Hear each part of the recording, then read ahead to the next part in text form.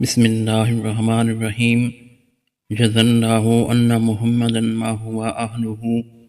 حضرت انس رضی اللہ عنہ بیان کرتے ہیں، رسول اللہ صلی اللہ علیہ وآلہ وسلم نے فرمایا، سحری کھایا کرو کیونکہ سحری کھانے میں برکت ہے۔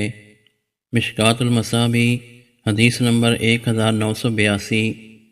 حضرت عمرو بن عاص رضی اللہ عنہ بیان کرتے ہیں، رسول اللہ صلی اللہ علیہ وآلہ وسلم نے فرمایا، ہمارے اور اہل کتاب کے روزوں میں سحری کھانے کا فرق ہے۔ مشکوٰۃ المصابیح حدیث نمبر 1983۔ حضرت سہل رضی اللہ عنہ بیان کرتے ہیں، رسول اللہ صلی اللہ علیہ وآلہ وسلم نے فرمایا، جب تک لوگ افطاری کرنے میں جلدی کرتے رہیں گے وہ خیر و بھلائی پر رہیں گے۔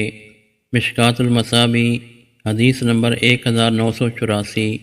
حضرت حفصہ رضی اللہ عنہا بیان کرتی ہیں، رسول اللہ صلی اللہ علیہ وآلہ وسلم نے فرمایا، جو شخص طلوع فجر سے پہلے روزے کی نیت نہ کرے تو اس کا روزہ نہیں۔ مشکوٰۃ المصابیح حدیث نمبر 1987۔ نبی صلی اللہ علیہ وآلہ وسلم کی آزاد کردہ لونڈی حضرت میمونہ بنت سعد رضی اللہ عنہا سے روایت ہے، انہوں نے کہا، نبی صلی اللہ علیہ وآلہ وسلم سے سوال کیا گیا کہ اگر مرد اپنی بیوی کا بوسہ لے لے جبکہ ان دونوں کا روزہ ہو تو کیا حکم ہے؟ آپ صلی اللہ علیہ وآلہ وسلم نے فرمایا، ان دونوں نے روزہ کھول دیا۔ سنن ابن ماجہ حدیث نمبر 1686۔